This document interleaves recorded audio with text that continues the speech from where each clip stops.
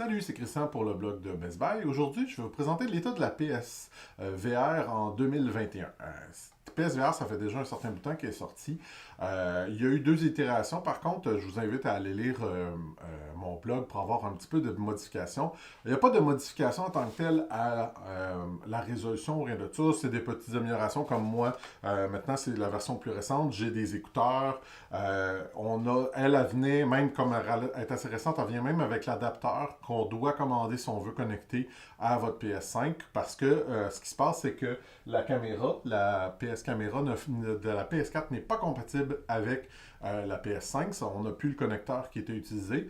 Sony donne l'adapteur gratuitement, il n'y a pas de problème, vous pouvez le commander par le site web parce que, évidemment, la caméra de la PS5 ne fonctionne pas avec. Ça donne un petit peu un casse-tête, mais ça se règle relativement assez facilement. Le reste, les fils se plug quand même assez facilement, il n'y a pas de problème. Par contre, moi, je vous avertis, j'ai eu besoin d'un petit concentrateur USB parce que j'ai également un disque dur externe que j'utilise pour mettre mes jeux de PS5, PS4 plutôt, parce que justement, mon disque dur, il se remplit assez rapidement.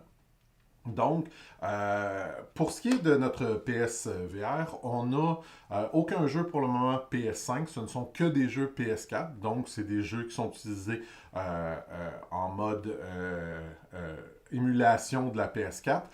Cela dit, il n'y en a pas beaucoup qui ne sont pas compatibles. Moi, j'en ai essayé plusieurs. J'ai essayé Iron Man VR, j'ai essayé Vader Immortal, Beat Saber, Super Hot VR. Tout ça fonctionne super bien. C'est super plaisant, vraiment. Puis, on a tous les avantages qu'on avait de la PS4 Pro, ce qui est à dire une amélioration de la résolution versus la PS4 ordinaire. Et on a également la bonus que moi, on peut utiliser le disque dur interne de la PS5 qui est beaucoup plus rapide ou comme moi, mon disque dur externe qui est un disque dur SSD. Alors, c'est très, très, très rapide les temps de téléchargement. Là, on coupe d'à peu près de moitié versus le PS4 normal, ce qui est compréhensible considérant que c'est un disque dur tout à fait ordinaire.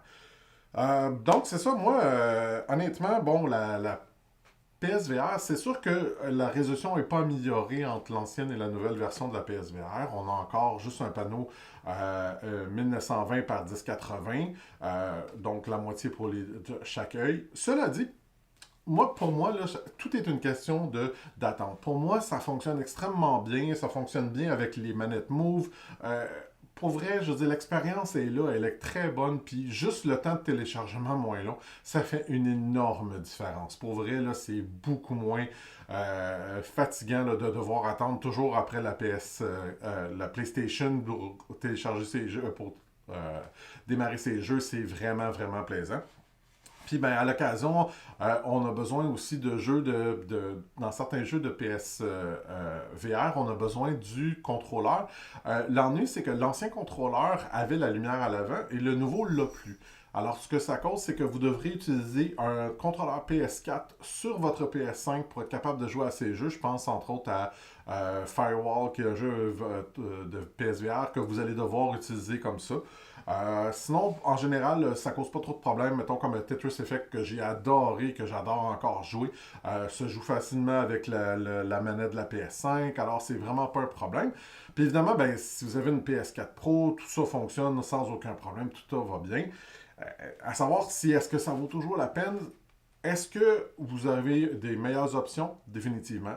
Est-ce que celle-ci demeure quand même une option encore très intéressante? Oui, parce qu'elle n'est peu dispendieuse. Puis maintenant, avec l'ajout des écouteurs, une meilleure résolution, etc., je pense que ça vaut quand même la peine de se le procurer. Surtout si vous voulez faire ça là, juste pour vous amuser avec les enfants, etc. Moi, les miens, ils trippent bien raide. Là. Mon plus jeune, il capote bien raide sur Super Hot VR. Puis je suis d'accord, je l'ai fait au complet, moi aussi. C'est vraiment le fun. Vader Immortal, c'est pareil. Les expériences de jeu s'améliorent beaucoup, puis ils viennent d'en annoncer encore plusieurs autres, là, puis je vous invite à lire mon article où ce que je vais en parler plus en détail. Alors, on voit que contrairement à ce qu'on aurait pu penser, Sony n'a pas dit son dernier mot sur le VR, puis je pense qu'on a encore des bonnes années intéressantes, puis beaucoup de produits intéressants qui s'en viennent. À savoir si certains des nouveaux jeux PS5 vont être compatibles avec la PSVR, on ne sait pas encore. Si vous en avez un, moi je vous conseille fortement d'aller chercher l'adapteur pour la connecter sur votre PS5, ça vaut la peine. Puis est-ce que ça vaut encore la peine de s'en acheter un en ce moment? Moi je pense que oui, parce que les jeux sont de mieux en mieux. On atteint des niveaux beaucoup plus intéressants qu'au début, qui étaient juste vraiment le fun. Donc, moi, je recommande quand même encore une fois de se procurer une PSVR. C'est toujours intéressant. Puis sinon, ben, si vous voulez avoir un peu plus de détails, je vous invite à aller lire mon article sur le blog de Best Buy. Merci.